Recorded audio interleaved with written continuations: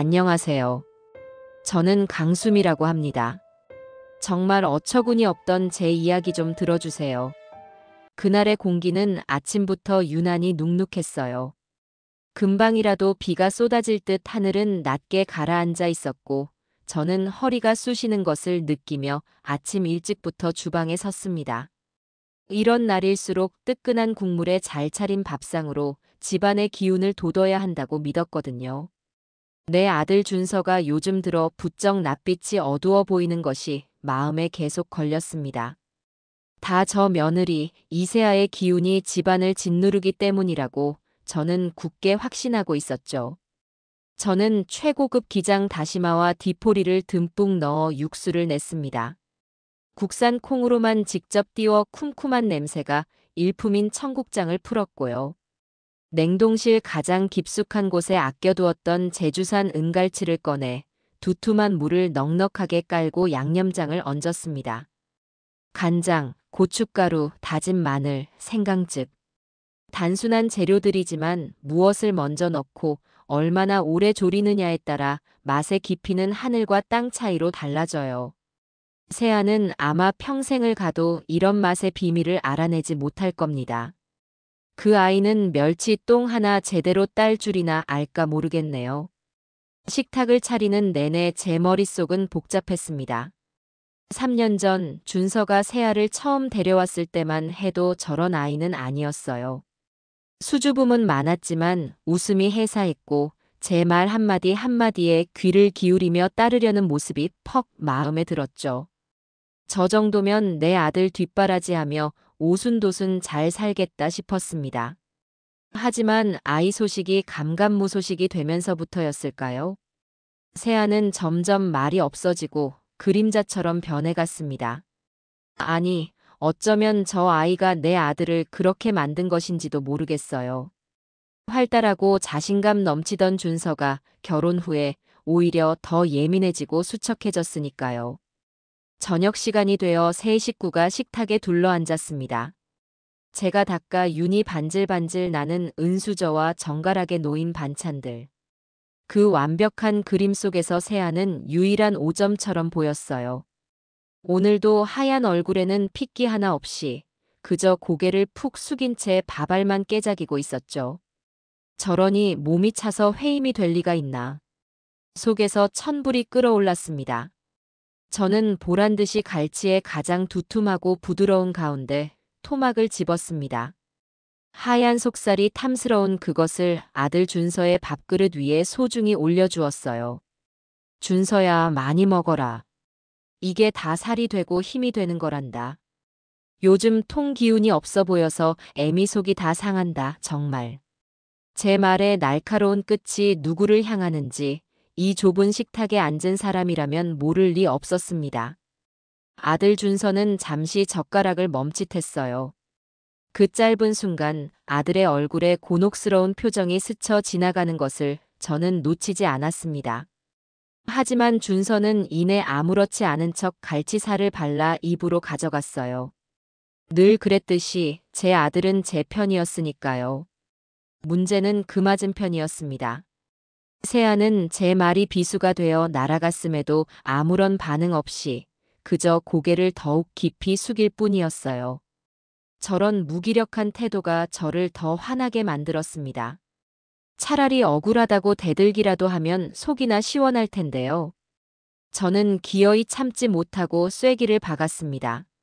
하기야 애도 못 갖는 애가 남자 건강 챙기는 법을 알 턱이 있나. 안사돈께서는 대체 뭘 가르치셨는지 모르겠네. 여자 구실의 기본도 못하는데 우리 집안대가 끊기게 생겼으니. 쨍그랑. 세아의 젓가락이 사기 그릇에 부딪히며 거슬리는 소음을 냈습니다. 그 아이의 어깨가 눈에 띄게 파르르 떨리는 것이 보였지만 저는 조금도 개의치 않았어요. 이건 훈계입니다. 이 집안의 며느리로서 마땅히 감당해야 할 책임에 대한 꾸짖음이었죠. 바로 그때였습니다. 침묵을 깨고 제 세상을 뒤흔든 것은 제 금쪽 같은 아들 고준서였습니다. 어머니. 준서가 들고 있던 수저를 탁 소리나게 내려놓았습니다. 그 소리가 어찌나 크고 단호했던지 제 심장이 덜컥 내려앉는 것 같았어요. 아들의 목소리는 제가 평생 들어본 적 없는 낯선 것이었습니다. 얼음장처럼 차갑고 강철처럼 단단했어요. 준서, 너 지금 뭐라고 했니? 애미한테 무슨 말버릇이야? 어머니, 제발 그만하세요. 아들의 시선은 저를 향해 있었지만 그 말은 온전히 세아를 위한 방패처럼 들렸습니다. 세아한테 그만하시라고요. 제가 다 미안해요. 제가 다 잘못했습니다. 세상에, 내 아들이, 내가 낳고 내가 키운 내 아들이 저 보잘것없는 계집애 하나 때문에 제게 대항하고 있었습니다. 핏줄의 배신감에 눈앞이 아찔했어요. 제 안에서 시커먼 분노가 용암처럼 끓어올랐습니다. 고준서, 너 지금 제정신이야? 저 애가 너한테 무슨 짓을 했길래 애미한테 이렇게 대들어? 홀려도 단단히 홀렸구나, 아주. 어머니. 아들의 목소리가 버럭, 언성으로 높아졌습니다. 저를 향해 소리친 아들의 얼굴은 분노로 새빨갛게 상기되어 있었어요. 세아, 그런 사람 아니에요. 아무것도 모르시면 제발 좀 가만히 계세요. 내가 뭘 몰라. 내가 모르는 게 뭐가 있어. 3년이야, 3년. 저 애가 시집 온 뒤로 우리 집안의 웃음소리가 사라지고 네 얼굴은 반쪽이 됐어. 저게 복 없는 년이라 그런 걸 내가 모를 것 같냐고. 네 눈에는 그게 안 보여. 그만. 아들이 자리를 박차고 일어섰습니다. 육중한 원목 식탁이 크게 흔들리며 넘실거리는 청국장 찌개가 그릇 밖으로 왈칵 쏟아졌어요. 저와 아들 사이에 흐르는 공기는 금방이라도 폭발할 것처럼 팽팽했습니다. 그때였어요. 지금까지 이 모든 광경을 죽은 듯이 지켜만 보던 세아가 조용히 자리에서 일어난 것은, 세아는 아무 말 없이 자신의 방으로 들어갔습니다. 꼴에 삐치기는. 어디서 어른들이 말하는데 자리를 피해? 저는 혀를 차며 아들을 다시 노려보았습니다. 저 버릇없는 며느리보다 저 애한테 홀려 애미 속을 뒤집는 아들이 더 문제였으니까요. 제가 아들에게 또 다른 독서를 퍼부으려던 바로 그 찰나 세아가 방에서 다시 나왔습니다. 그 손에는 하얀 서류 봉투 하나가 들려 있었어요. 세아는 더 이상 고개를 숙이고 있지 않았습니다. 꼿꼿하게 편 허리, 저와 아들을 정면으로 응시하는 흔들림 없는 눈빛. 그 아이의 얼굴은 분노도 슬픔도 원망도 모두 증발해버린, 그저 텅 비어버린 가면 같았어요. 세아는 마치 남의 집에 온 손님처럼 조금의 망설임도 없이 식탁으로 걸어왔습니다. 그리고는 봉투를 테이블 중앙, 넘어진 찌개 그릇 옆으로 툭 하고 던졌습니다. 그 가벼운 몸짓이 제 심장을 철렁 내려앉게 만들었어요. 세아는 저와 아들을 차례로 훑어보며 입을 열었습니다. 그 목소리 역시 아무런 감정이 실려 있지 않아 오히려 온몸에 소름이 돋을 정도였죠. 어머니, 원하시는 대로 해드릴게요. 짧은 정적. 세아는 시선을 제 옆에 선 준서에게로 옮겼습니다. 준서 씨랑 저 여기서 끝내요. 그 한마디가 거실의 모든 소리를 진공청소기처럼 빨아들였습니다. 아들의 거친 숨소리도 제 심장이 경종을 울리는 소리도 일순간 사라졌어요. 세아는 그 말을 끝으로 미련 없이 뒤를 돌았습니다. 현관으로 향하는 그 작은 등은 조금의 망설임도 없어 보였어요. 너 지금 뭐 하는 짓이야? 당장 서지 못해. 제가 악에 받쳐 소리쳤지만 세아는 돌아보지 않았습니다. 현관문 손잡이를 잡고 단 한순간 멈칫하는가 싶더니 이내 문을 열고 밖으로 자신을 던져버렸어요. 쾅 하고 문을 닫는 무례함도 없었습니다. 그저 딸칵 하고 문이 잠기는 기계적인 소리가 제 고막을 찢을 듯이 크게 울려 퍼졌습니다. 폭풍이 휩쓸고 간 거실에는 저와 아들, 단둘만이 섬처럼 남겨졌습니다.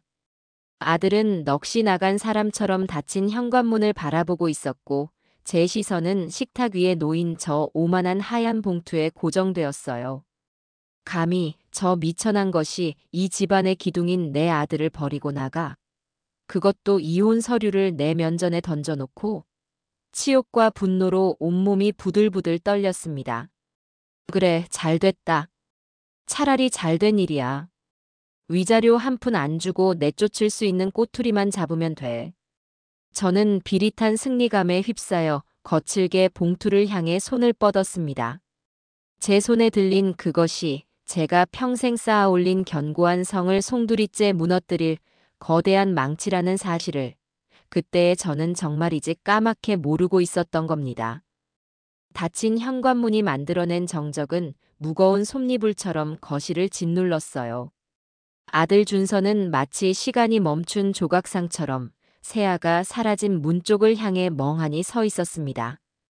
방금 전까지 저와 아들이 내뱉었던 고성과 분노가 거짓말처럼 공기 중에 흩어지고 그 자리에는 서늘한 패배감만이 남았죠.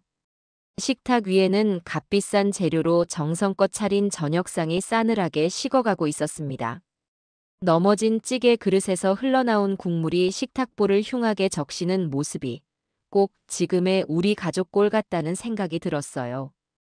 제 시선은 오직 식탁 중앙에 놓인 하얀 봉투, 저 오만의 증거물에 고정되어 있었습니다. 감히 일개 며느리 주제에 그것도 아이 하나 낳지 못해 쫓겨날 판인 애가 감히 이혼 서류를 먼저 내밀어 분노가 다시 머리끝까지 치밀어 올랐어요. 그래, 잘됐다. 어차피 정리해야 할 관계였어.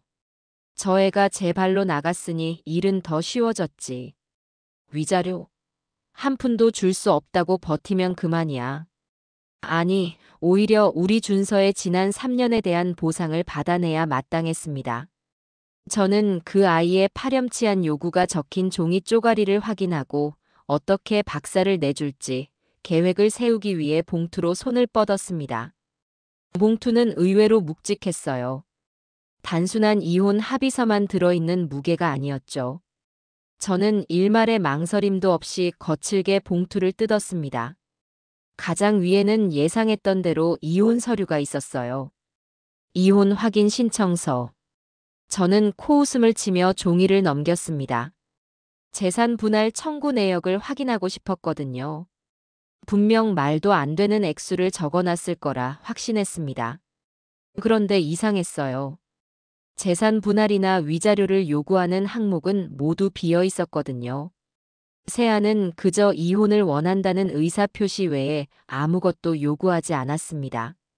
뭐지? 일단 이혼부터 하고 나중에 소송이라도 걸려는 속셈인가? 제 머릿속이 빠르게 회전하며 다가올 법적 다툼에 대비하기 시작했어요. 그때 이혼 서류 밑에 깔린 다른 종이들이 눈에 들어왔습니다. 병원 로고가 선명하게 박힌 차갑고 생경한 서류들이었어요. 저는 미간을 짚었습니다.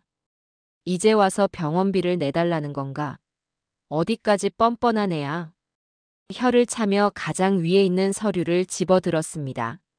환자 정보란은 비어 있었고 복잡한 의학 용어들 사이로 유독 한 단어가 제 눈을 사로잡았어요.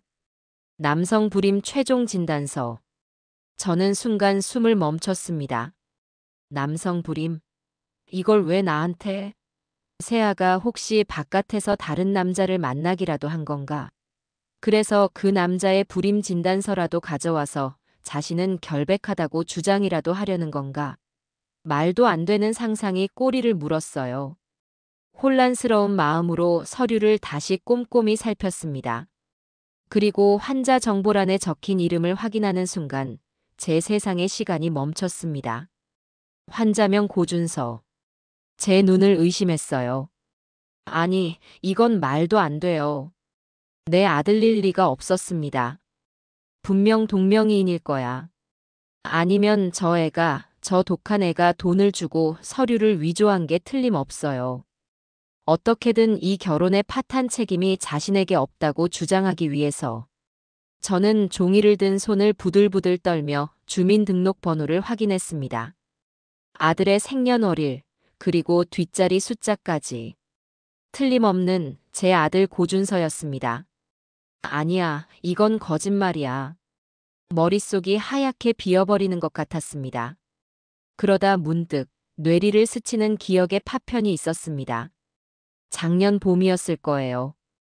저는 세아의 팔을 잡아 끌다시피 해서 강남에서 제일 유명하다는 불임 전문 병원으로 향했습니다. 세아는 끝까지 안 가겠다고 버텼지만 제가 거의 협박을 했었죠. 네 몸에 무슨 문제라도 있으면 빨리 알아내서 치료를 해야 할 거 아니야. 이게 창피한 일이니? 우리 집안대를 잇는 게 네 의무인데 그 의무를 다하기 위해 노력이라도 해야지. 병원 복도에 앉아있던 세아의 얼굴은 백지장처럼 하얗게 질려 있었습니다.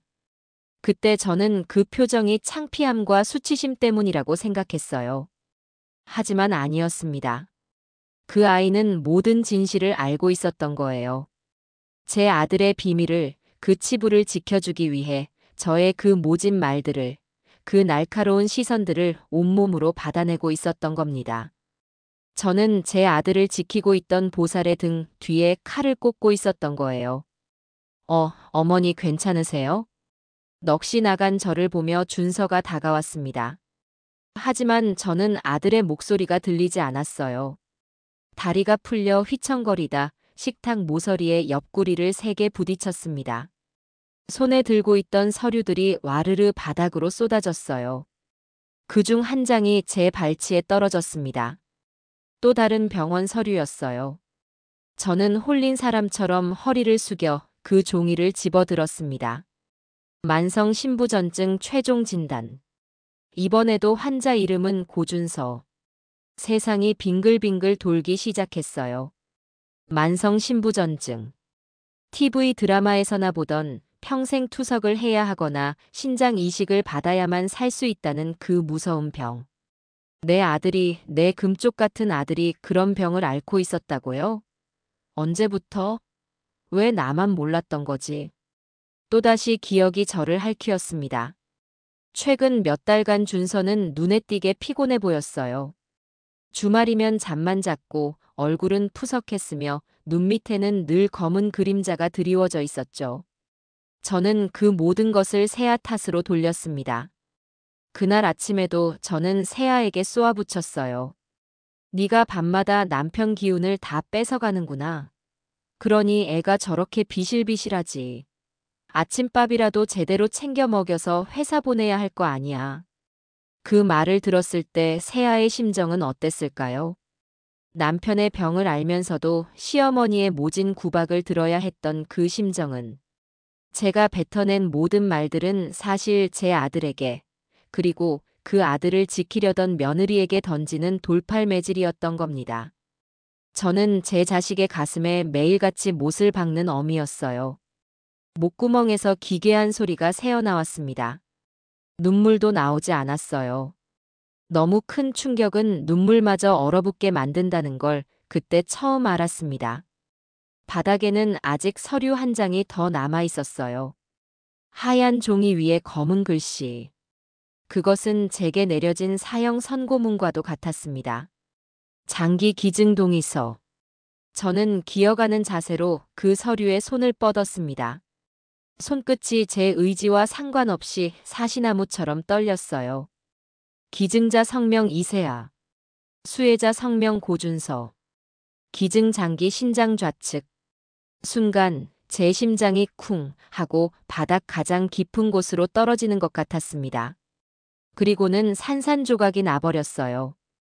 이혼, 불임, 신부전증. 그리고 장기 기증.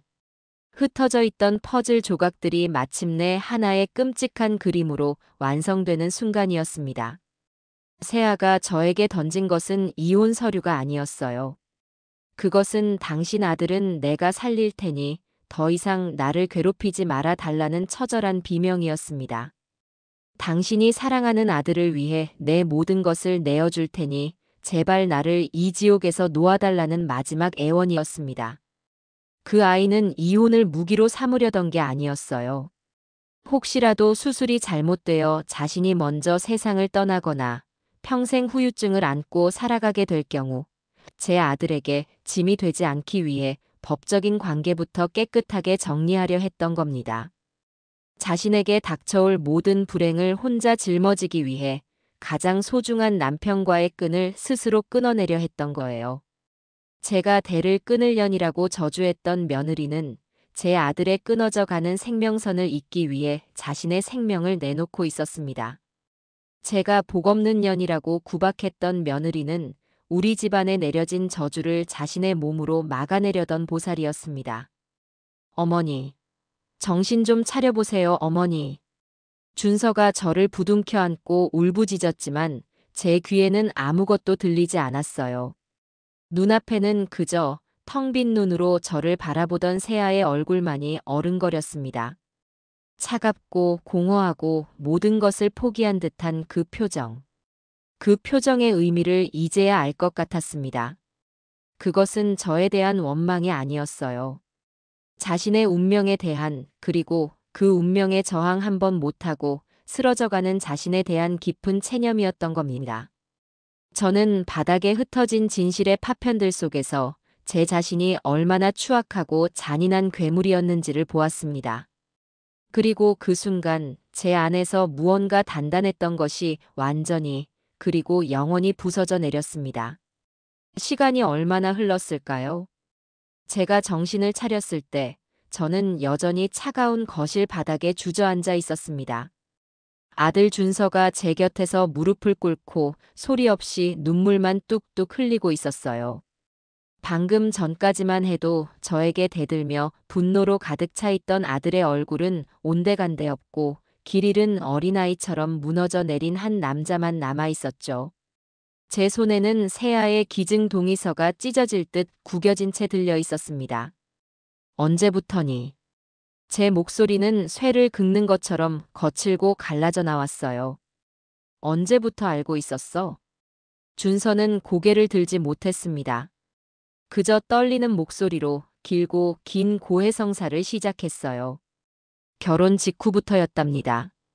아이를 간절히 원했지만 소식이 없자 준서는 저 몰래 먼저 병원을 찾았다고 해요.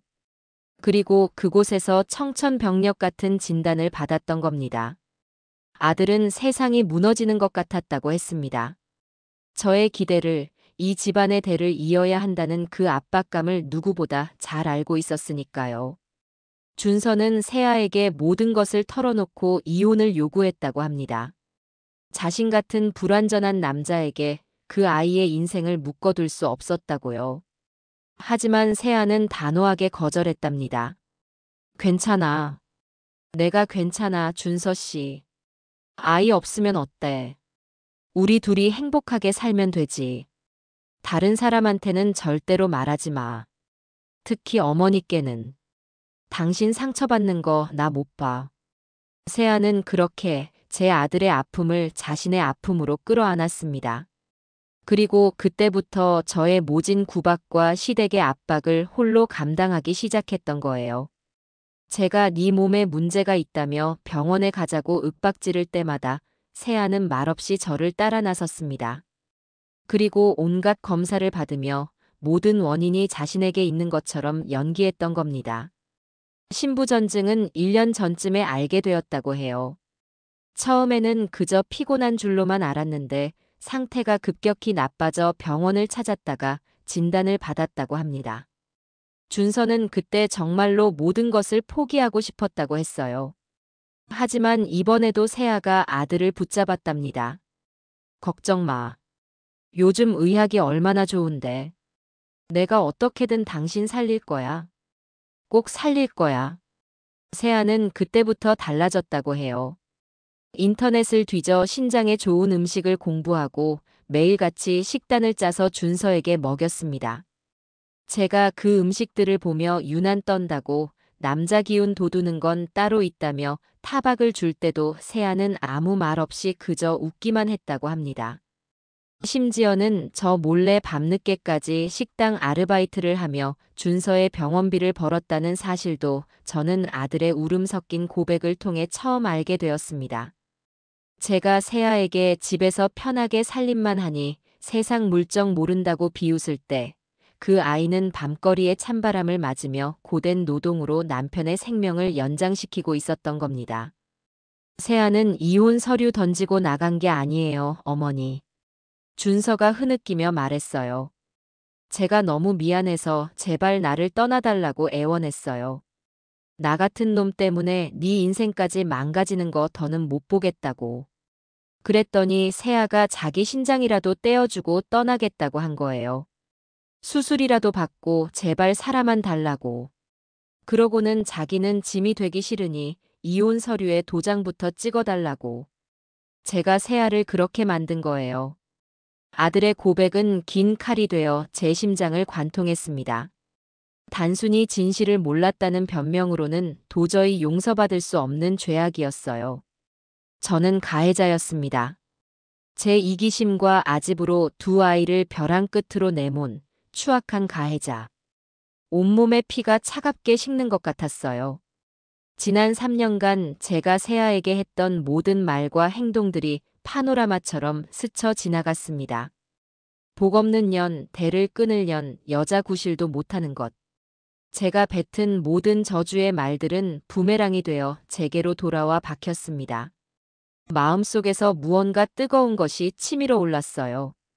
그것은 죄책감을 넘어선 생존 본능에 가까운 공포였습니다.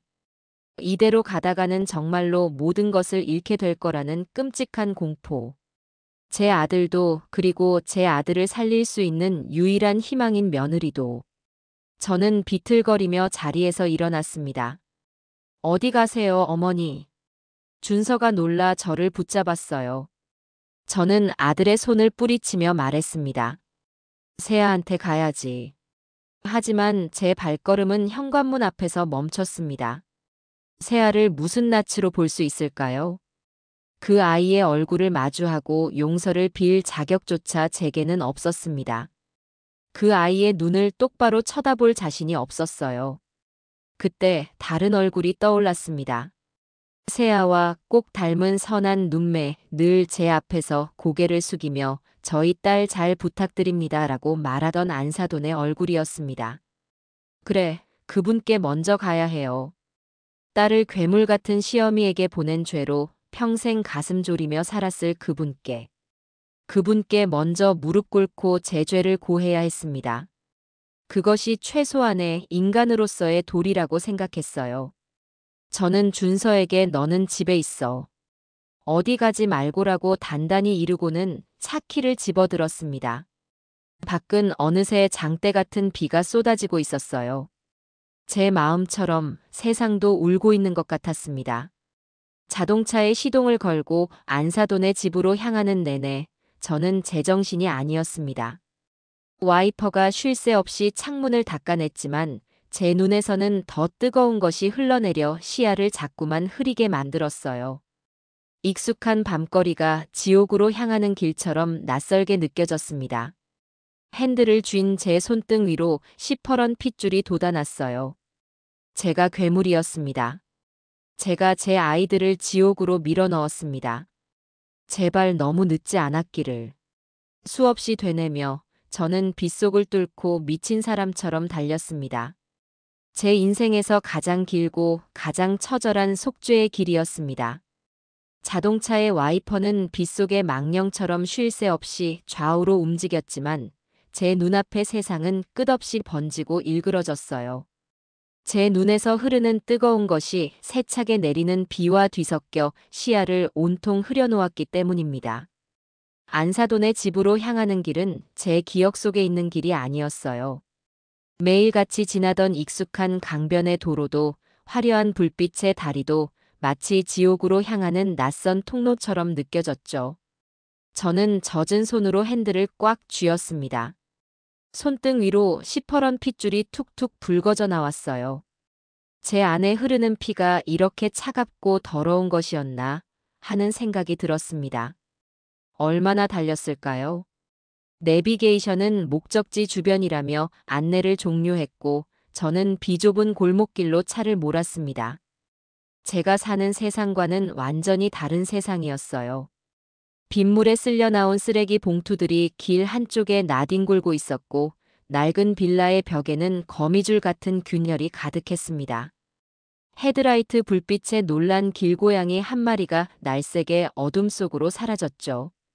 저는 그 풍경 한가운데에 값비싼 외제차와 함께 불시착한 이방인이었습니다.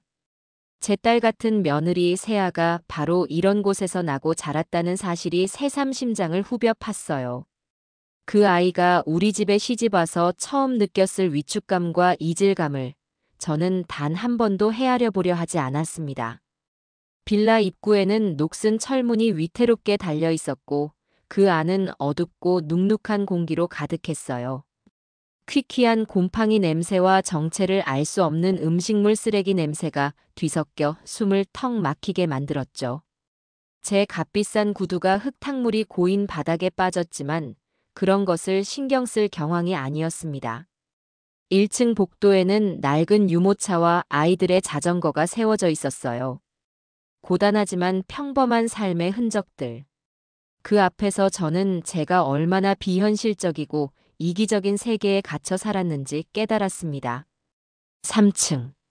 쇠로 된 난간을 붙잡고 한 계단 오르는 제 다리가 후들거렸어요.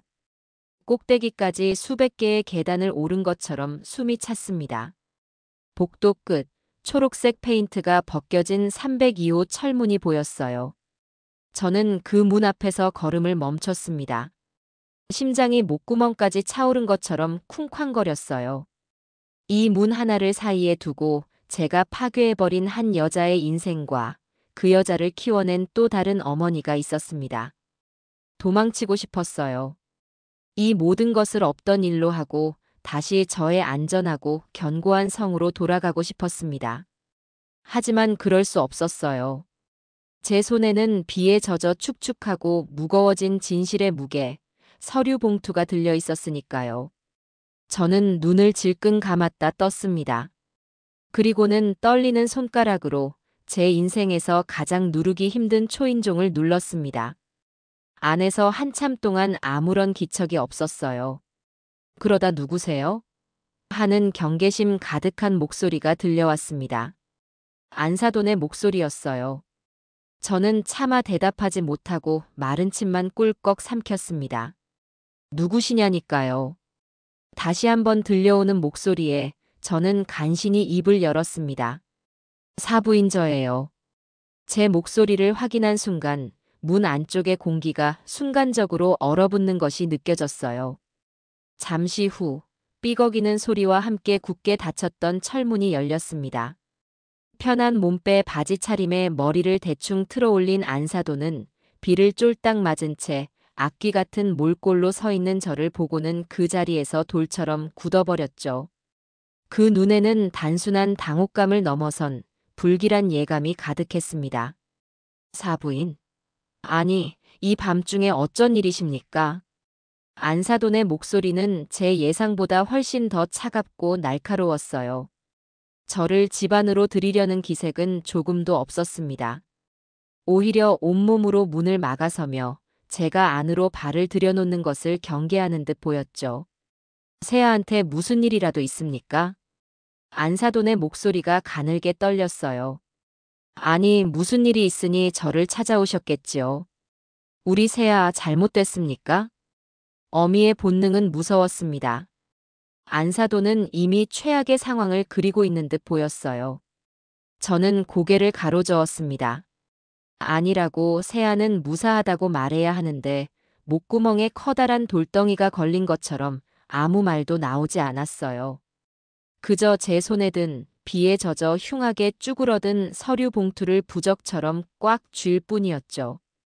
그리고 저는 제 남은 인생의 모든 자존심과 오만을 버리고 제 평생 단 한 번도 상상해 본 적 없는 행동을 했습니다. 저는 그 자리에서 안사돈의 발치에 그대로 무릎을 꿇었습니다. 쿵 하는 소리와 함께 제 무릎이 차갑고 더러운 시멘트 바닥에 닿았어요. 제가 아끼던 값비싼 실크 스커트가 흙탕물에 젖어드는 것도 무릎뼈를 애는 듯한 통증도 느껴지지 않았습니다. 오직 제 앞에 선 저 여인에게 제가 저지른 죄의 무게를 어떻게든 보여주고 싶다는 생각뿐이었어요. 사부인. 아니, 이게 무슨 짓이에요? 왜 이러세요? 일어나세요, 어서. 안사돈은 기겁하며 뒷걸음질 쳤어요. 저를 일으키려 제 팔을 잡아 끌었지만 저는 땅에 뿌리라도 박은 것처럼 움직이지 않았습니다. 일어나서는 안 됐어요.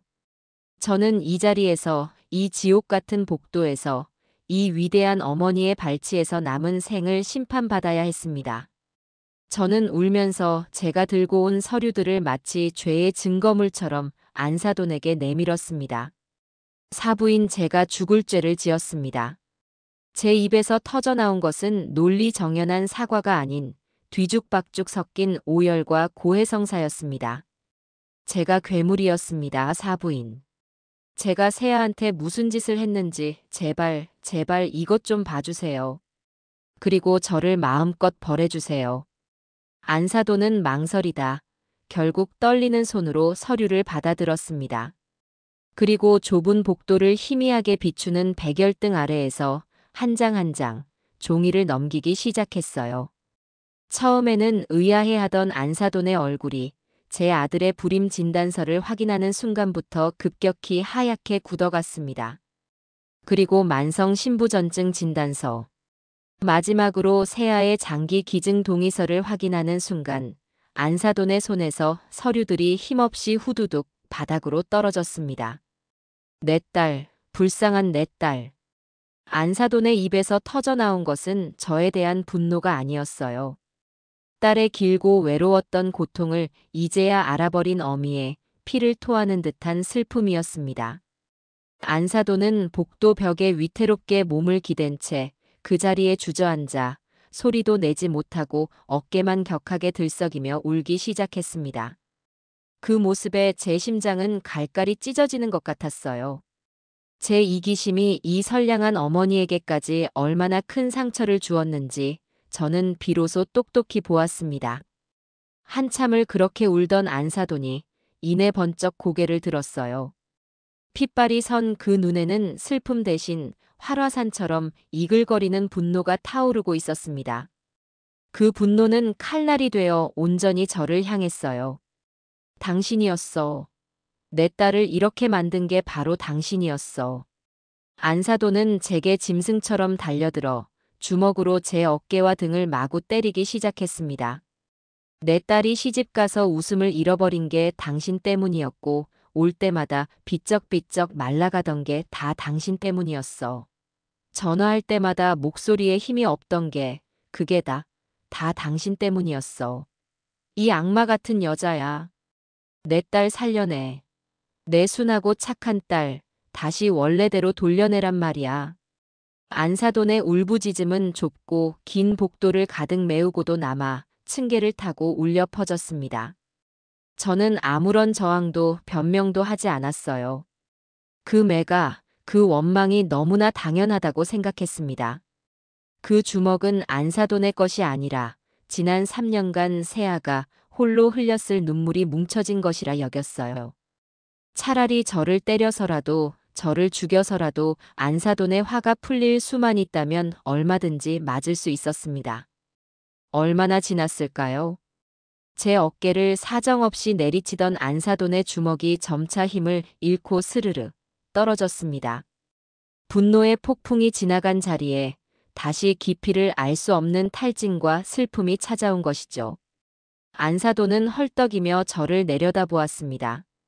그리고는 제 모습을 무릎을 꿇고 눈물과 콧물, 빗물로 범벅이 된 채 용서를 비는 제 참혹한 모습을 한참 동안, 정말 아주 한참 동안 바라보았어요. 그때였습니다. 기적 같은 일이 일어난 것은 안사돈이 저를 향해 거칠고 상처투성이인 손을 내밀었습니다. 일어나세요. 그 목소리에는 더 이상 분노가 실려 있지 않았어요. 모든 것이 불타버리고 재만 남은 황무지처럼 공허하고 고요한 음성이었습니다. 일어나시라고요, 사부인.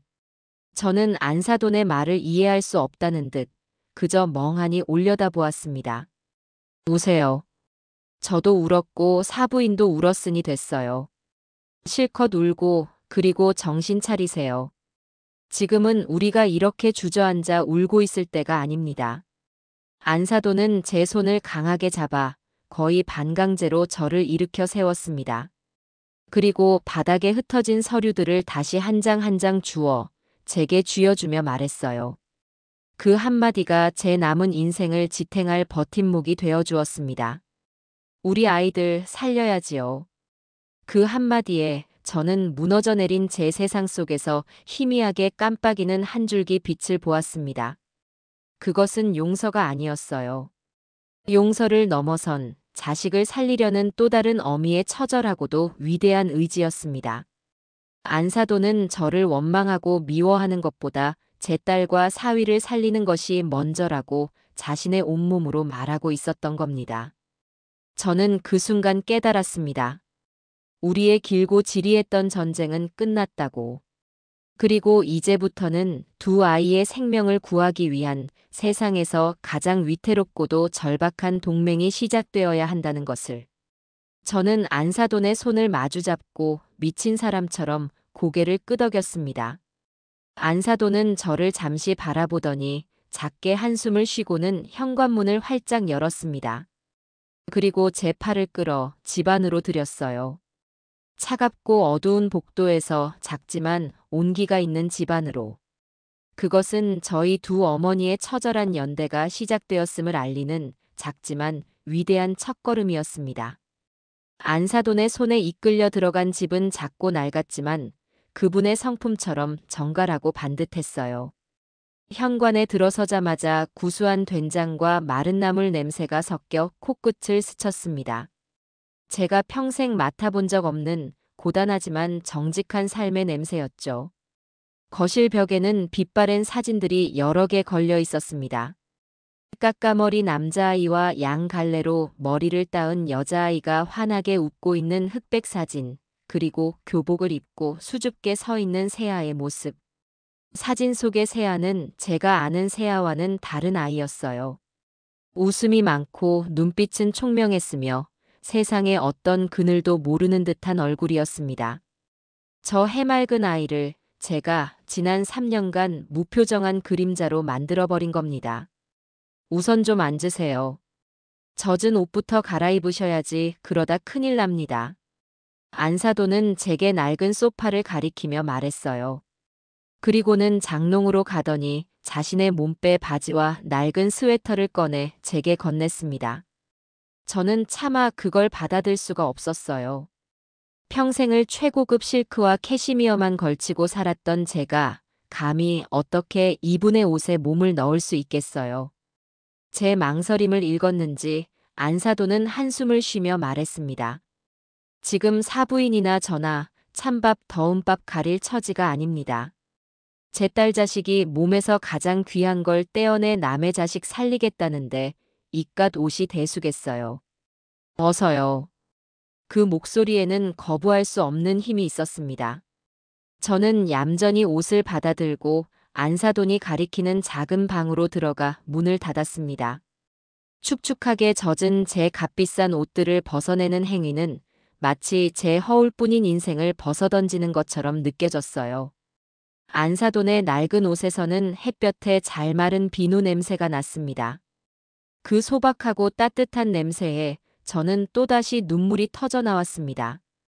옷을 갈아입고 거실로 나오자 안사돈은 뜨거운 보리차 2잔을 타서 탁자 위에 놓고 저를 기다리고 있었어요. 우리는 한참 동안 아무 말 없이 그저 찻잔에서 피어오르는 김만 바라보았습니다. 어색하고 무거운 침묵을 먼저 깬 것은 안사돈이었죠. 준서 아니, 고서방은 언제부터 아팠답니까? 저는 차마 안사돈의 얼굴을 보지 못하고 제가 아들에게서 들었던 모든 이야기를 마치 죄를 고해하듯 털어놓기 시작했습니다. 준서가 결혼 직후부터 자신의 병을 앓았다는 것, 세아에게 이혼을 요구했지만 세아가 거절했다는 것, 그리고 지난 3년간 저의 모진 구박을 세아가 어떻게 홀로 감당해 왔는지. 제 이야기가 길어질수록 안사돈의 숨소리는 점점 더 거칠어졌습니다. 그래서 앞으로 어쩔 셈이세요, 사부인. 이야기가 끝나자 안사돈이 물었어요. 그 질문에는 원망보다 앞으로의 일을 해결하려는 현실적인 의지가 담겨 있었습니다. 제가 어떻게든 하겠습니다. 제 모든 걸 팔아서라도 준서와 세아, 두 아이 모두 살려내겠습니다. 그러니 제발 저를. 사부인. 안사돈이 제 말을 잘랐습니다. 지금 제게 필요한 건 사부인의 재산이나 다짐이 아니에요. 지금 우리에게 가장 먼저 필요한 건 세아 그 아이의 마음을 돌리는 겁니다. 그리고는 안사돈은 전화기를 들었어요. 제 심장이 쿵 내려앉았습니다. 올 것이 왔다는 생각에 온몸이 굳어갔죠. 안사돈은 잠시 망설이다 익숙하게 번호를 누르고는 스피커폰 버튼을 켰습니다. 저더러 들으라는 무언의 압박이었어요. 몇 번의 신호음이 가고 잠결에 막 깬 듯한 세아의 목소리가 들려왔습니다. 여보세요, 엄마. 딸 엄마야. 자고 있었니? 응, 무슨 일이야, 이 시간에. 놀라지 말고 들어. 지금 네 시어머니가 여기 와 계셔. 전화기 저편에서 순간 숨막히는 정적이 흘렀습니다. 세아가 얼마나 놀랐을지 그 심정이 고스란히 전해져 오는 것 같았어요. 뭐라고? 거길 왜? 아니, 엄마. 당장 보내. 그 사람이랑 할 얘기 없으니까. 세아의 목소리는 차갑고 단호했습니다. 응, 다 알고 계셔. 서류 엄마가 다 봤다. 안사돈의 말에 세아는 한동안 아무 말이 없었어요. 전화기 너머로 희미하게 흐느끼는 소리가 들려오는 듯 했습니다. 그러니까 그냥 조용히 끝내게 해달라고 했잖아. 왜 일을 이렇게 만들어, 엄마는. 세아야, 네가 와야겠다. 와서 네 입으로 직접 말해. 정말로 이혼을 원하는 건지, 네 시어미와 남편을 다시는 안 볼 생각인 건지. 엄마는 네가 네 입으로 직접 말하기 전까지는 아무것도 못 믿겠다. 안사돈의 목소리는 단호했어요. 그것은 딸을 향한 애원이자 마지막 설득이었습니다. 전화는 그렇게 끊겼습니다. 그 후로 1시간가량 우리는 망부석처럼 앉아 세아를 기다렸습니다. 그 시간은 제 인생에서 가장 길고 고통스러운 시간이었어요. 째깍째깍 벽에 걸린 낡은 괴종시계 소리가 제 심장을 조여오는 것 같았습니다. 저는 세아가 오지 않을지도 모른다고 생각했어요. 저라는 존재가 너무나 끔찍해서 같은 공간에서 숨 쉬는 것조차 거부할지도 모른다고요. 바로 그때 현관문 비밀번호를 누르는 소리가 들렸고 곧이어 문이 열렸습니다. 쏟아지는 비를 그대로 맞았는지 머리카락과 옷이 흠뻑 젖은 세아가 서 있었어요. 그 아이는 저를 발견하고는 그 자리에 얼어붙었습니다. 얼굴은 핏기 하나 없이 창백했고 두 눈은 저에 대한 깊은 불신과 경멸로 가득 차 있었죠. 그 눈빛을 마주하는 순간 저는 차라리 죽는 게 낫겠다는 생각을 했습니다. 세아야. 제가 떨리는 목소리로 아이의 이름을 불렀습니다. 그리고 자리에서 일어나 그 아이에게 다가가려 했어요. 사죄하고 싶었습니다. 무릎이라도 다시 꿇고 손이라도 붙잡고 제가 얼마나 끔찍한 괴물이었는지 고백하고 싶었어요. 하지만 세아는 차갑게 손을 들어 제 접근을 막았습니다. 오지 마세요. 그 목소리는 얼음 송곳처럼 제 가슴을 꿰뚫었습니다. 어머니께 무슨 말을 듣고 오셨는지는 모르겠지만 제 결정은 변하지 않아요. 세아는 저를 지나쳐 안사돈의 곁으로 갔습니다. 그리고는 저를 단 한 번도 돌아보지 않은 채 오직 자신의 어머니에게만 말했어요. 엄마, 걱정하지 마. 나 괜찮아. 그냥 이건 내가 선택한 거야. 그리고는 저를 향해 마치 업무적인 보고를 하듯 말했습니다. 지금은 어머님과 감정적인 대화를 나눌 때가 아닌 것 같습니다. 당장 내일 아침에 병원부터 예약해서 준서 씨와 재수술 가능 여부와 일정을 잡는 게 먼저예요. 세아야, 내가 정말 미안하다. 내가 죽을 죄를. 어머님. 세아가 다시 한번 제 말을 잘랐습니다.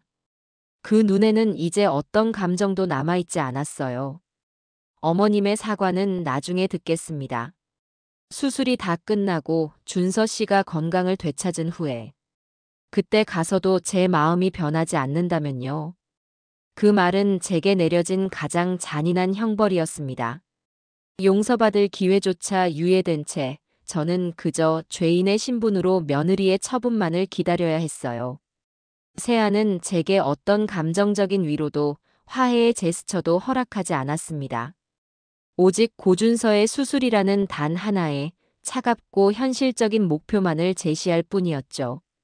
그날 밤 우리 세 사람은 한 공간에 있었지만 사실상 각자의 섬에 고립되어 있었습니다. 그 어떤 대화도 위로도 없는 오직 끓어오르는 불안과 죄책감, 그리고 차가운 결심만이 가득한 밤이었습니다. 신뢰가 무너진 자리에 남은 것은 이 기나긴 고통을 끝내야 한다는 위태로운 공동의 목표뿐이었어요. 다음 날 아침, 우리는 마치 전쟁을 앞둔 군인들처럼 일사불란하게 움직였습니다. 밤새 한숨도 자지 못해 눈은 퉁퉁 부었고 얼굴은 말이 아니었지만 누구 하나 힘든 내색을 하지 않았어요.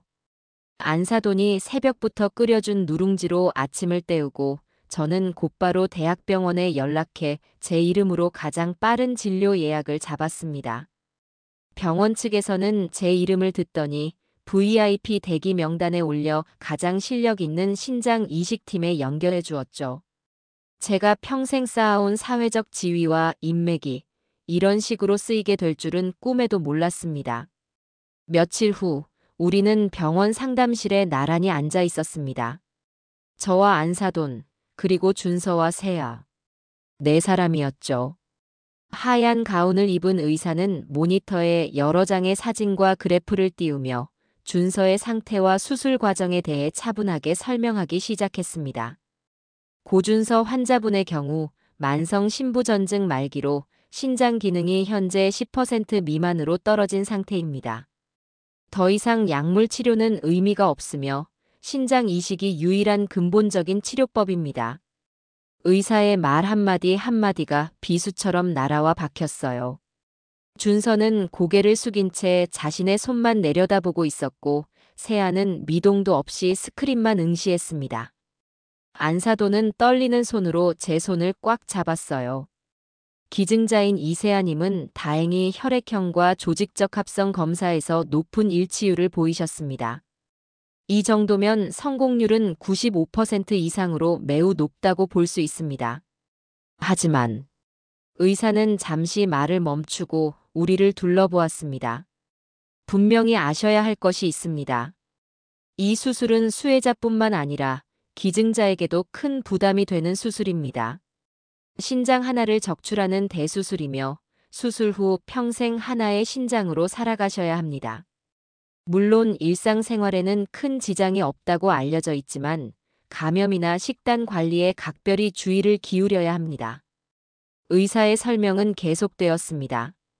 수술 과정에서 발생할 수 있는 출혈, 감염, 마취 사고의 위험성, 수술 후 거부 반응의 가능성과 평생 먹어야 할 면역 억제제.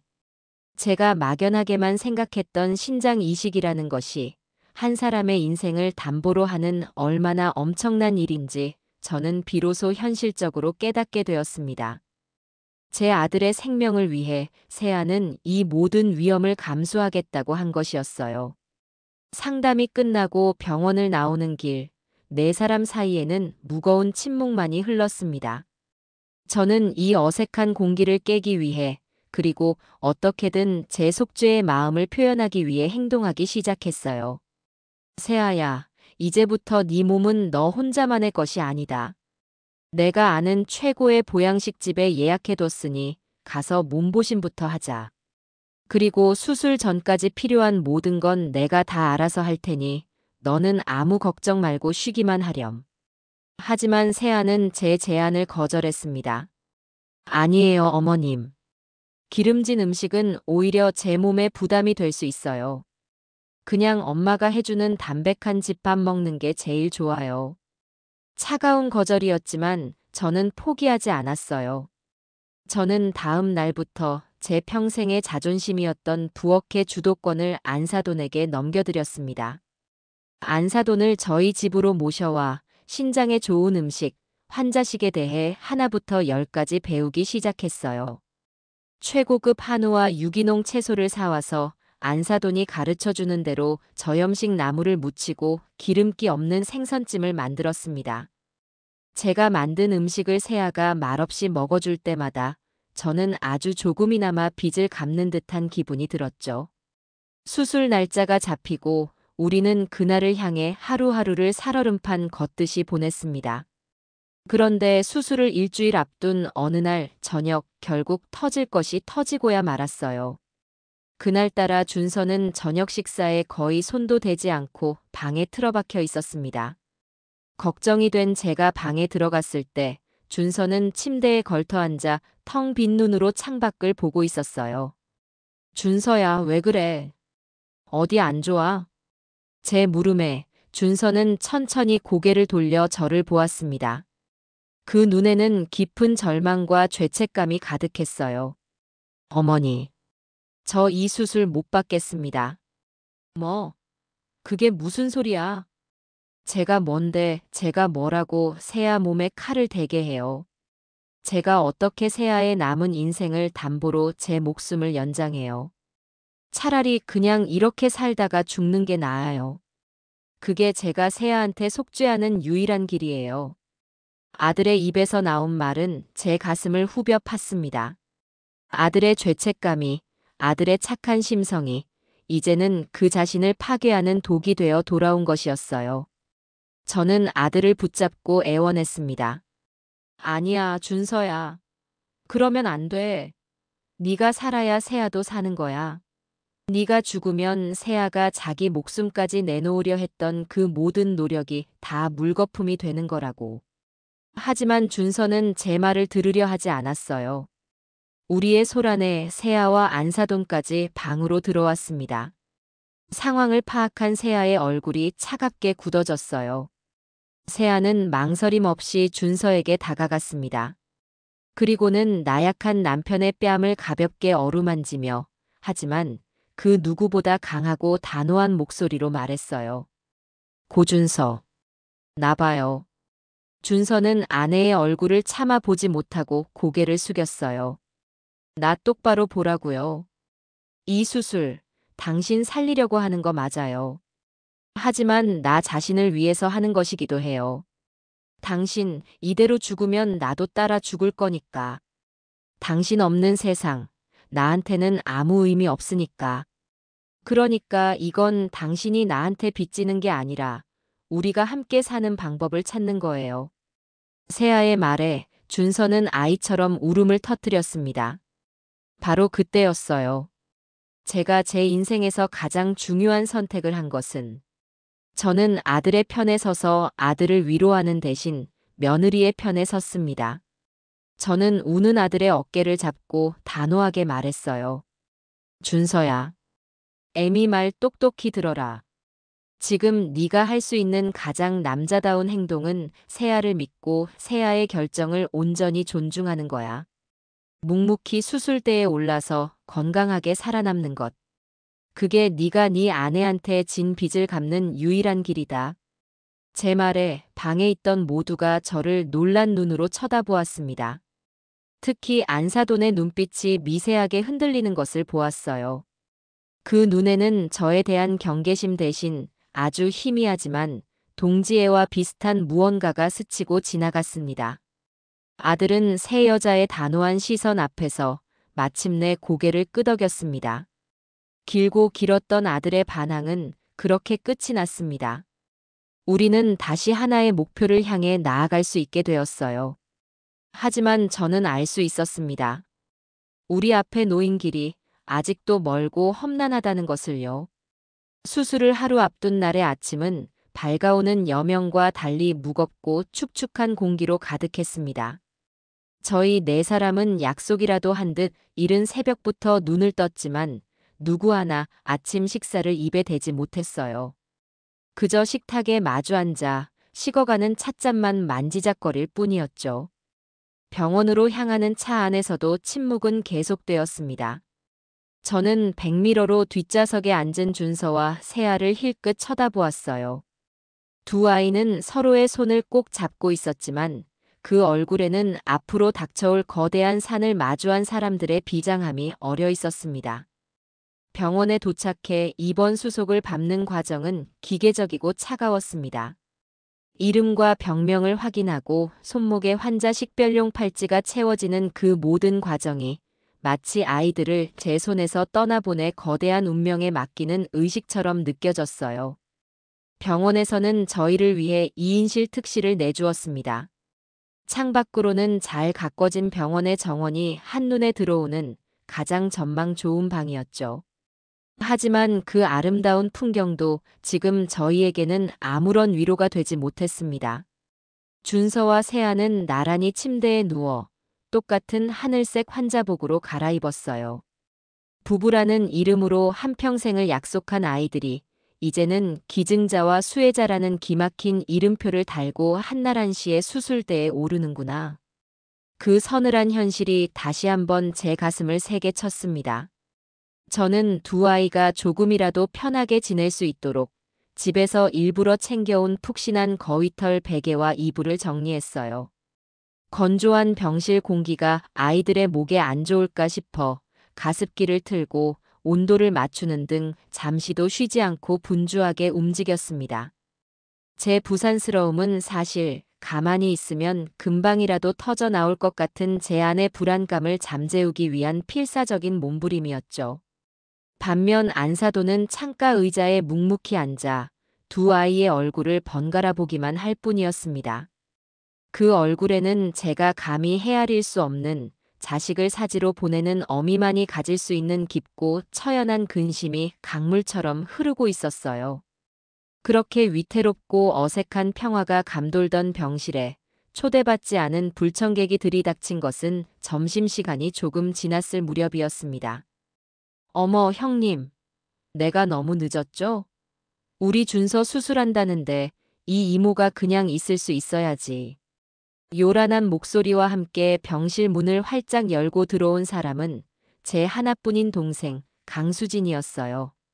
동생은 어릴 적부터 제 아들 준서를 유난히 예뻐했지만 평소에도 날카로운 가시가 돋친 말로 제 속을 긁어놓기 일쑤였습니다. 특히 가세가 기운 집안의 딸인 세아를 근본 없는 애라며 대놓고 무시하던 사람이었기에 동생의 등장은 제게 반가움보다는 불길함을 안겨주었죠. 수지는 병실 분위기와는 어울리지도 않게 화려한 명품 옷을 차려입고 병문안 선물이라기엔 너무나 거대한 수입 과일 바구니를 병실 테이블에 보란듯이 내려놓았어요. 그리고는 환자복을 입고 누워있는 세아를 위아래로 훑어보았습니다. 그 시선에는 걱정이나 위로가 아닌 마치 물건을 감정하는 듯한 냉정한 평가가 담겨 있었어요. 아이고, 우리 세아가 정말 큰일하네.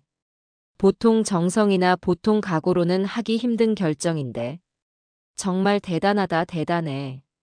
그 과장된 말투에는 진심 어린 칭찬보다는 무언가를 떠보고 비꼬는 듯한 의심이 가득했습니다.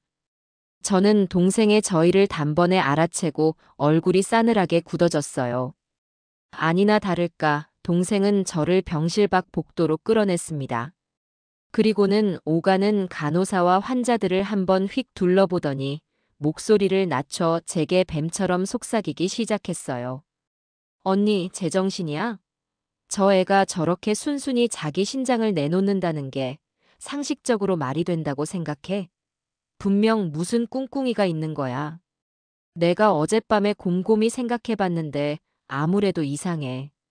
수진아, 그만해. 아니, 내 말이 틀려. 세상에 어떤 여자가 자기 몸에 칼 대가면서까지 시댁을 위해 이런 엄청난 희생을 하냐고. 그러다 나중에 장기매매니 뭐니 흉한 소문이라도 나봐. 우리 준서 앞길 형님네 집안 다 끝장나는 거야. 언니 지금 저 애한테 단단히 홀려서 앞뒤분간이 안 되는 거 아니야? 동생의 입에서 쏟아지는 말들은 하나하나가 날카롭게 벼려진 독이 든 비수였습니다. 제 마음의 가장 약한 부분, 평생을 지키려 애썼던 세상의 시선과 체면을 중시하는 저의 속물근성을 정확히 꿰뚫고 있었죠. 순간 제 마음이 아주 잠깐 정말 아주 잠깐 흔들렸던 것을 부정할 수 없습니다. 그래, 동생의 말처럼 이건 너무나 비현실적인 희생이야. 하지만 저는 곧 정신을 차렸어요. 제 눈앞에는 며느리의 숭고한 희생을 의심하는 동생의 추악한 얼굴과 자신을 희생해 제 아들을 살리려는 며느리의 성스러운 얼굴이 겹쳐 보였습니다. 저는 더 이상 과거의 남의 시선에 얽매여 살던 강수미가 아니었어요. 저는 동생의 팔을 거칠게 뿌리쳤습니다. 그리고 제 평생 처음으로 동생에게 증오가 담긴 서슬퍼런 목소리로 경고했어요. 강수진, 말 함부로 하지 마. 뭐? 언니, 지금 나한테 화내는 거야? 걱정돼서 하는 말이잖아. 내 며느리야. 이제는 내 딸이나 마찬가지인 아이야. 네가 그 더러운 입으로 함부로 올릴 사람이 아니란 말이다. 세아는 네가 상상도 못할 만큼 대단하고 귀한 아이야. 네 그 천박한 생각으로 내 아이를 더럽히지 마. 내 아들 목숨을 구해주는 은인한테 그게 할 소리니. 제 단호하고 격앙된 태도에 동생은 난생 처음 보는 광경인 양 충격을 받은 듯 얼굴이 하얗게 질렸어요. 그리고는 두고 봐, 언니. 나중에 땅을 치고 후회해도 난 몰라. 라는 말을 저주처럼 남기고는 화가 나서 또각거리는 구두 소리를 요란하게 내며 사라졌습니다. 동생은 떠났지만 그 아이가 뱉어놓은 독은 병실 복도에 끈적하게 남아 제 기분을 불쾌하게 만들고야 말았어요. 무거운 마음으로 병실로 돌아오자 안사돈과 세아가 저를 물끄러미 바라보고 있었습니다. 아마 복도에서 나눈 저희의 소란스러운 대화를 들은 모양이었어요. 저는 쥐구멍에라도 숨고 싶은 심정으로 멋쩍게 아무 말도 하지 못하고 자리에 앉았습니다. 안사돈은 저를 잠시 바라보다 조용히 일어나 제게 따뜻한 물 한 잔을 건넸어요. 그 작은 행동 하나에 저는 당신 마음을 안다는 무언의 위로를 느꼈습니다. 그날 오후는 그렇게 위태로운 연대감 속에서 흘러갔습니다. 그리고 마침내 운명의 밤이 찾아왔습니다. 수술을 앞두고 준서와 세아는 금식을 시작했어요. 저녁 햇살이 길게 병실 안으로 스며들고 세상은 고요해졌습니다. 저와 안사돈은 두 아이의 침대 곁에 나란히 앉아 차가워진 아이들의 손을 잡고 아무 말 없이 그저 기도만 했습니다. 부디 이 가혹한 운명의 밤이 무사히 지나고 내일 아침 두 아이가 건강하게 수술을 마치고 다시 만날 수 있게 해달라고요.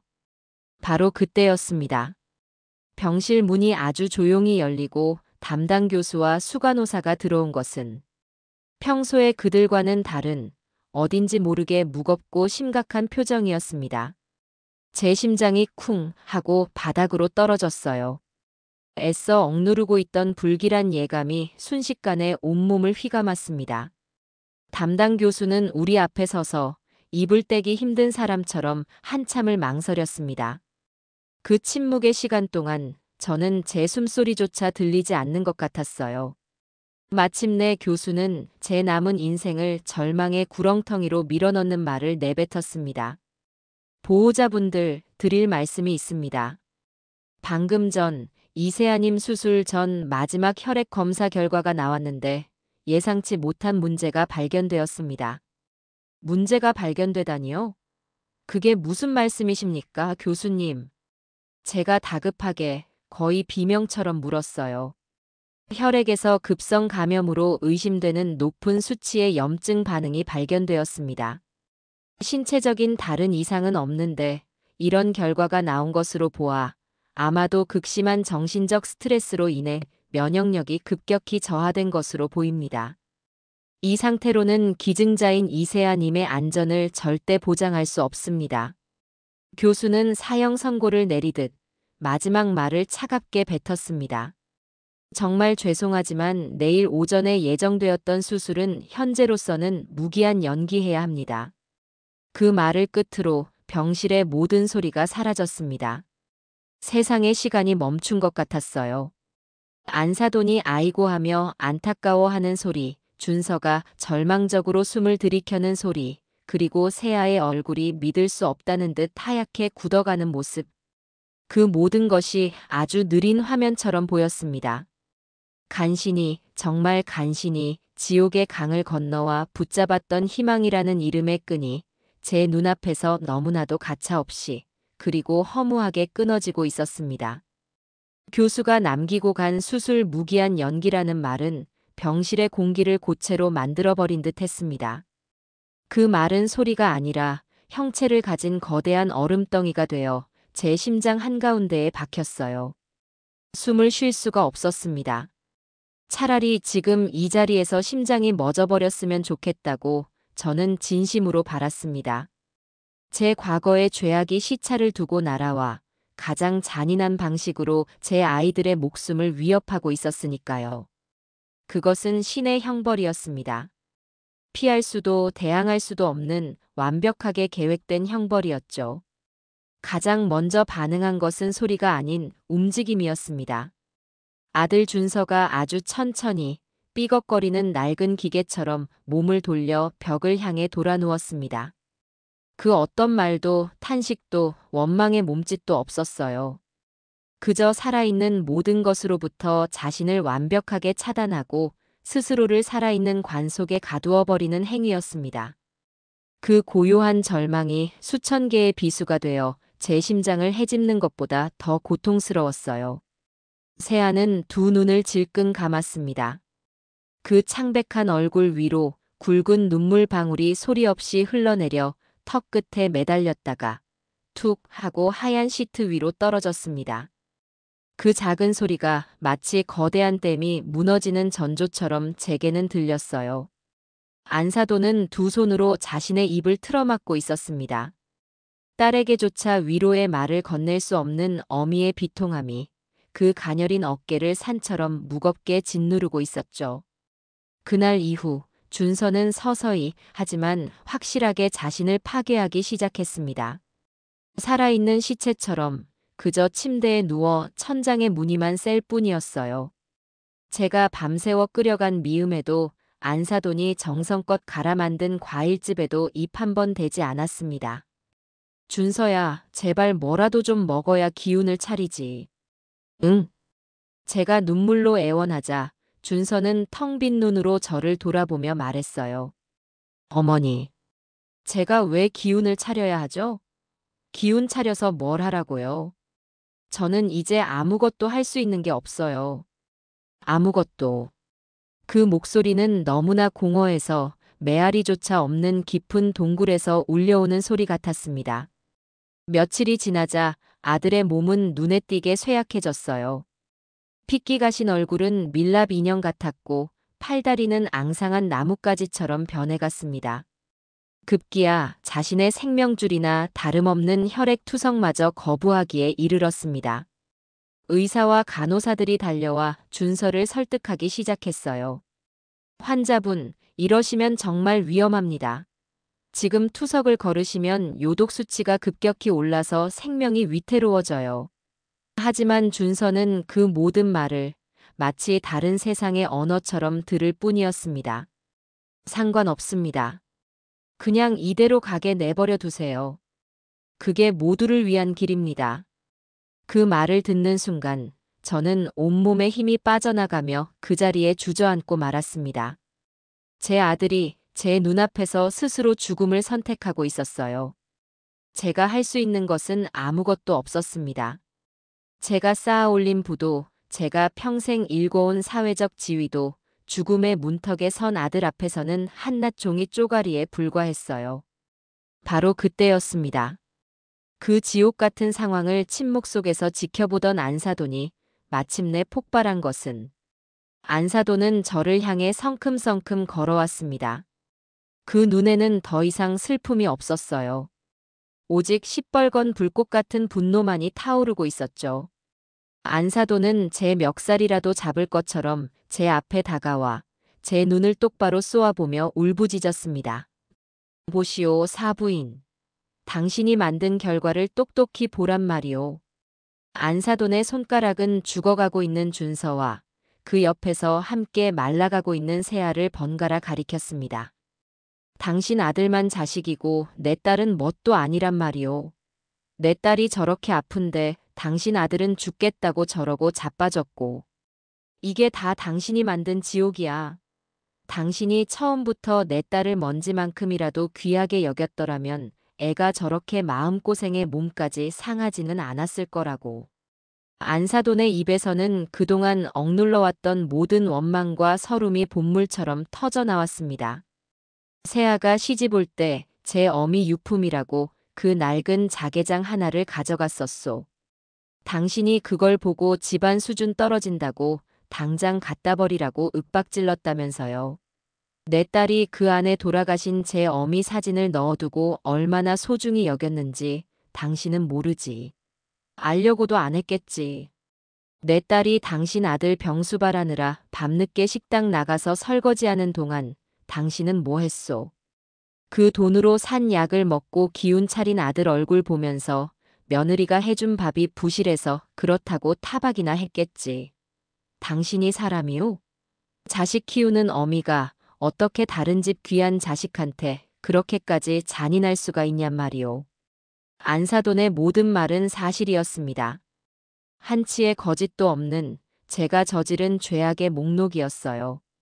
저는 아무런 변명도 저항도 하지 않았습니다. 아니, 할 수 없었어요. 그저 고개를 숙인 채 그 모든 비난의 화살을 온몸으로 받아냈습니다. 죄송합니다. 제가 죄인입니다. 제가 천벌을 받을 겁니다. 그 말 외에는 제 입에서 나오는 것이 없었죠. 우리의 지옥 같은 다툼이 극에 달했을 때 모두가 예상치 못한 일이 벌어졌습니다. 그동안 침대에서 미동도 않던 세아가 비틀거리며 자신의 침대에서 일어난 것이었습니다. 링거 바늘이 꽂힌 손등에서는 피가 배어나왔지만 세아는 아랑곳하지 않았어요. 링거대를 지팡이 삼아 한 걸음 한 걸음 준서의 침대를 향해 걸어갔습니다. 그 걸음은 금방이라도 쓰러질 듯 위태로웠지만 그 눈빛만은 꺼지지 않는 불꽃처럼 이글거리고 있었죠. 준서가 누워있는 침대 곁에 선 세아를 보고 저는 불안한 마음에 어쩔 줄을 몰랐습니다. 그런데 바로 다음 순간 병실의 모든 공기를 찢는 날카로운 소리가 울려 퍼졌어요. 짝! 세아의 손바닥이 준서의 뺨을 세차게 내리친 것이었습니다.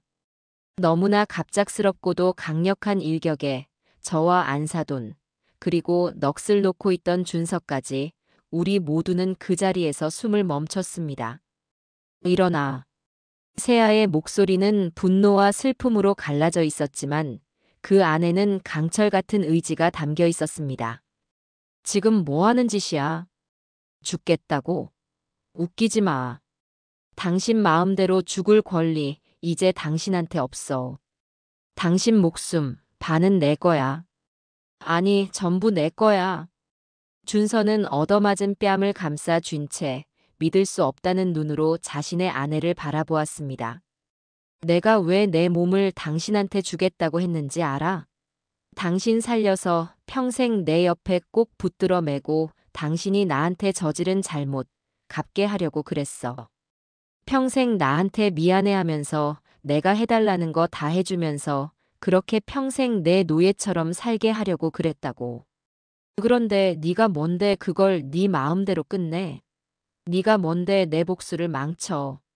세아의 입에서 터져나온 거친 말들은 사랑 고백보다 더 절절하게 제 심장을 울렸습니다. 고준서, 잘 들어.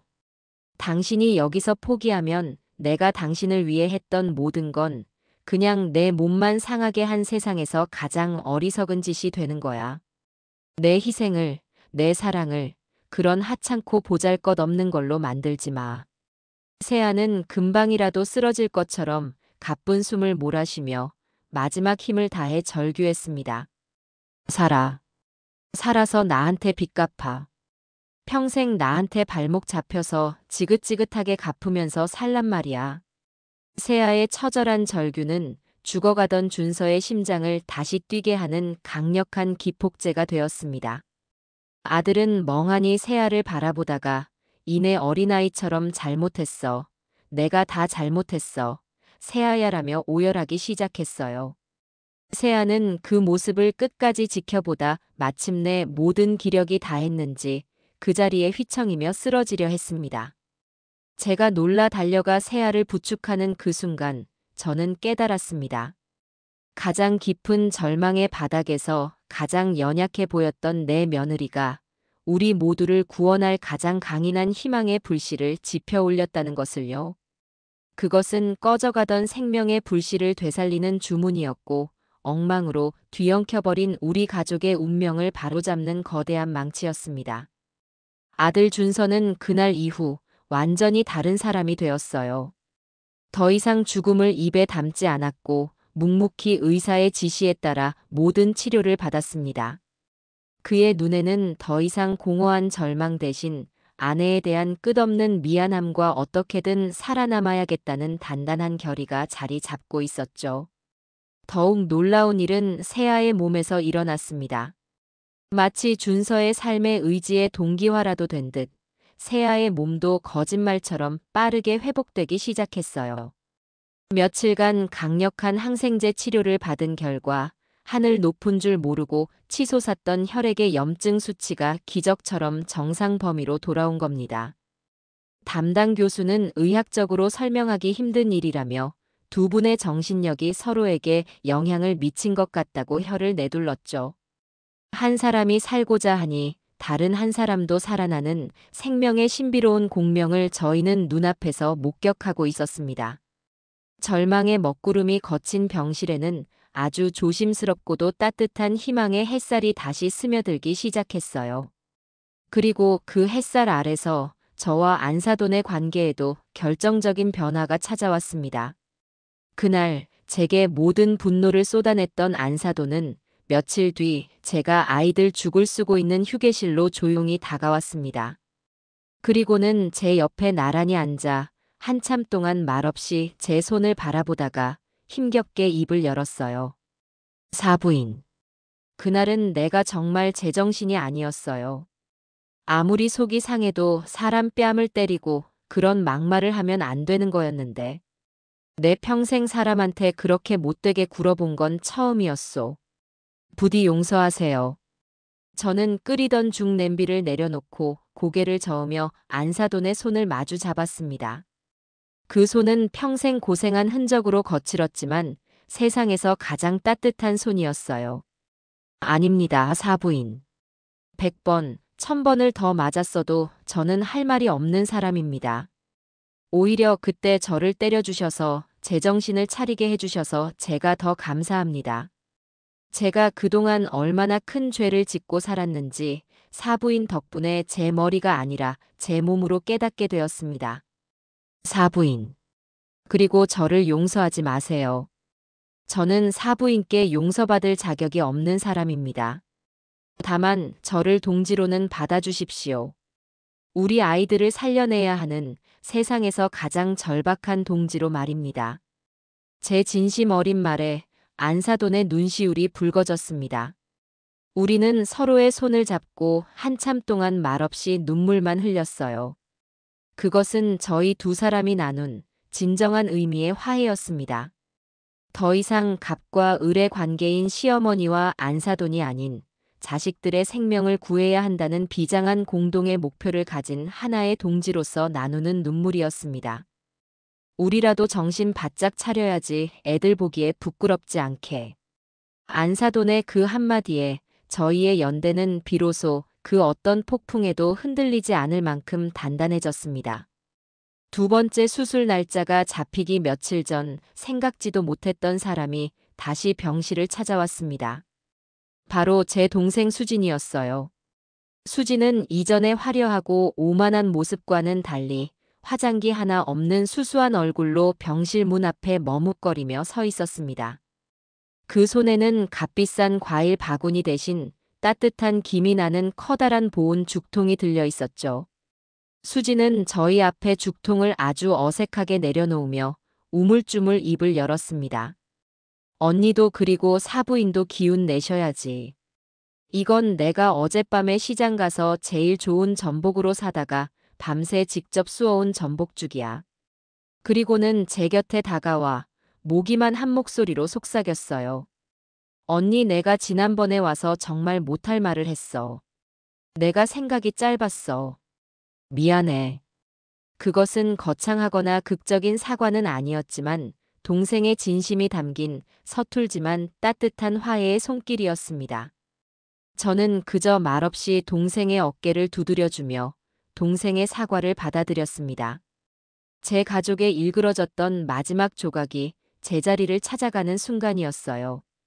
마침내 운명의 두 번째 수술 날짜가 잡혔습니다.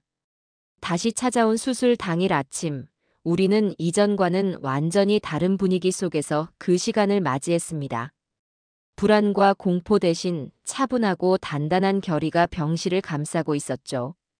준서와 세아는 수술실로 들어가는 이동 침대에 나란히 누워 서로를 보며 이전보다 훨씬 더 편안하고 깊은 미소를 지어 보였습니다. 그 미소는 잘하고 오겠다는, 살아서 반드시 다시 만나자는 흔들림 없는 약속이었습니다. 준서야, 세아야. 사랑한다. 내 아들, 내 딸. 정말 사랑한다. 제 입에서 제가 평생 단 한 번도 제 자식에게 직접 해본 적 없는 그 말이 너무나도 자연스럽게 흘러나왔습니다. 두 아이의 눈이 동그래졌다가 이내 행복한 눈물로 그렁거렸어요. 수술실 문이 닫히고 길고 긴 기다림의 시간이 다시 시작되었습니다. 저와 안사돈, 그리고 동생 수진까지. 우리 세 여자는 수술실 앞 복도 의자에 나란히 앉아 서로의 손을 꼭 잡고 시간을 보냈습니다. 이번에는 초조한 침묵 대신 서로의 체온을 나누며 묵묵히 기도하는 시간이었습니다. 저는 지난 세월을 떠올렸습니다. 아들을 향한 저의 맹목적인 사랑과 집착, 며느리를 향한 저의 잔인했던 말과 행동들. 그 모든 과오들이 파노라마처럼 스쳐 지나갔어요. 저는 눈을 감고 간절히 기도했습니다.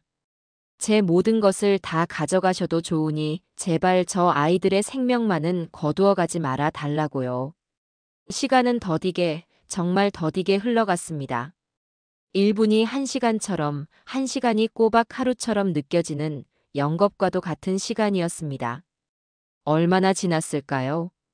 수술실 문 위에 수술 중이라는 붉은 램프가 꺼지고 마침내 굳게 닫혔던 문이 열렸습니다. 담당 교수가 피곤하지만 환한 얼굴로 저희에게 다가왔어요.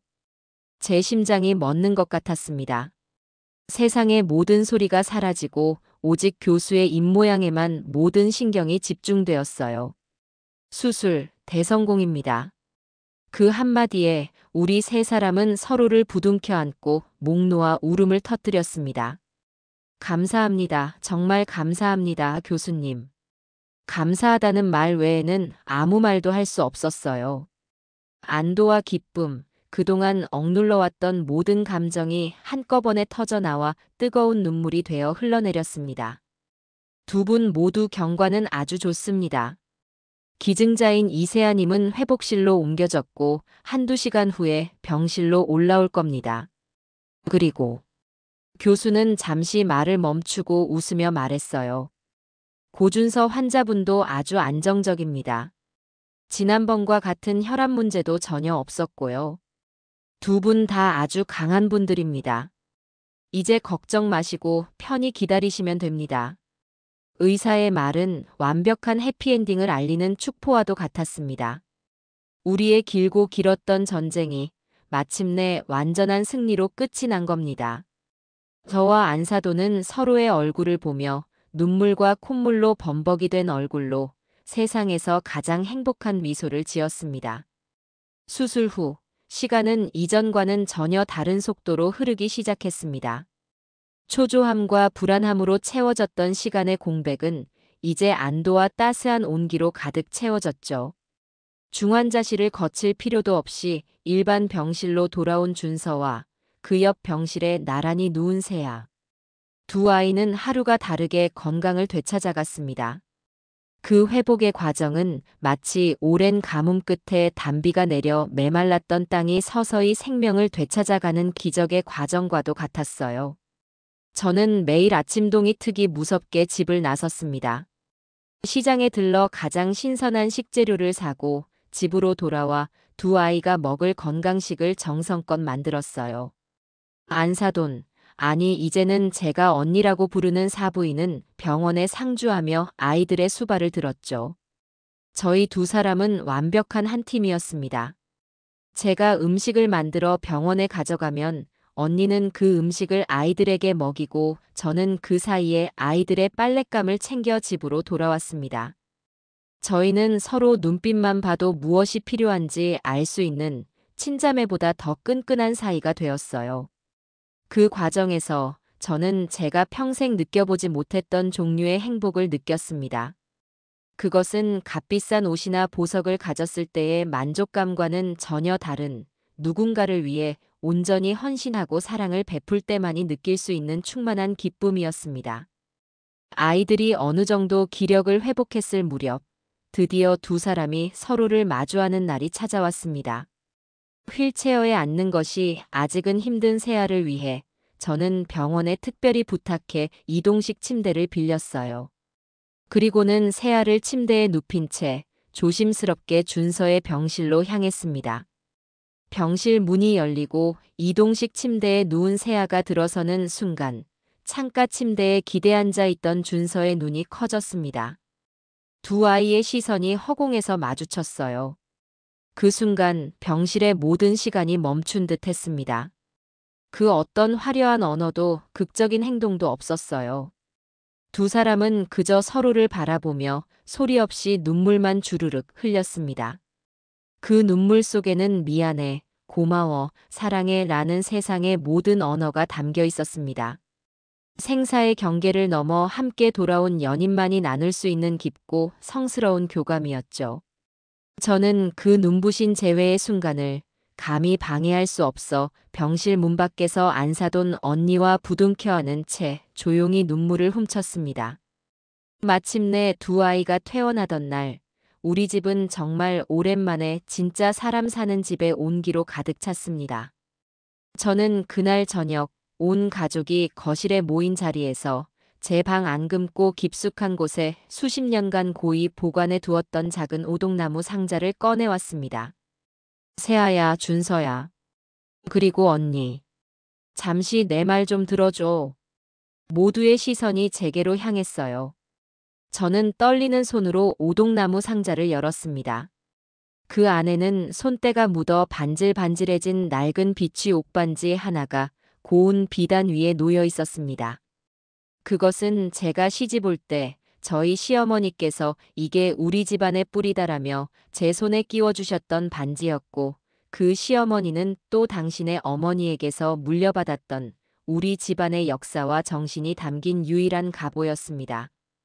저는 세아의 앞에 다가가 그 아이의 손을 잡고 망설임 없이 한쪽 무릎을 꿇었습니다. 어머니, 또 왜 이러세요? 제발 일어나세요. 세아와 준서가 기겁하며 저를 일으키려 했지만 저는 단호하게 고개를 저었어요. 이것은 제가 제 자신에게 내리는 마지막 속죄의 의식이었습니다. 세아야, 한 집안의 안주인이 된다는 것은 그저 호의호식하며 집안을 다스리는 사람이 된다는 뜻이 아니었단다. 집안의 어른을 공경하고 남편을 살뜰히 보살피며 가장 중요하게는 그 어떤 비바람이 몰아쳐도 묵묵히 가족을 지켜내는 뿌리 깊은 나무가 되어야 한다는 뜻이었어. 나는 그 역할을 제대로 해내지 못한 아주 이기적이고 못난 어미였다. 저는 세아의 왼쪽 약지 손가락에 차갑지만 영롱한 빛을 내는 옥반지를 조심스럽게 끼워주었습니다. 이제부터 이 집의 기둥, 이 집의 진짜 주인은 너다, 세아야. 이 어리석고 못난 시어미는 이제 네 뒤에서 조용히 너를 돕고 응원하며 살아갈 뿐이다. 부디 이 집안을, 그리고 내 아들 준서를 잘 부탁한다. 제 진심 어린 고백에 세아의 눈에서 다시 한번 굵은 눈물이 툭 하고 떨어졌습니다. 세아는 더 이상 저를 밀어내지 않았어요. 저를 따뜻하게 부축해 일으켜주며 제 품에 와락 안겨 한참을 어린아이처럼 서럽게 울었습니다. 그것은 우리 두 사람이 나눈 길고 길었던 상처와 오해를 완전히 씻어내는 진정한 화해와 용서의 눈물이었습니다. 그로부터 1년이라는 시간이 흘렀습니다. 우리 집에는 많은 것이 변했어요. 가장 큰 변화는 더 이상 저의 날카로운 잔소리 대신 온 가족의 화목한 웃음소리가 집안을 가득 채운다는 것이었습니다. 건강을 완전히 되찾은 준서는 이제 아내를 세상에서 가장 귀한 보물처럼 아끼고 사랑해주는 든든한 남편이 되었습니다. 주말이면 저를 대신해 서툰 솜씨로나마 주방에 들어가 아내가 좋아하는 파스타를 만들기도 하죠. 세아는 그런 남편을 보며 세상에서 가장 행복한 미소를 짓고 저는 그런 아이들을 보며 더 없는 충만함에 젖어들곤 합니다. 오늘 같은 주말 오후면 우리는 모두 거실에 모여 각자의 시간을 보냅니다.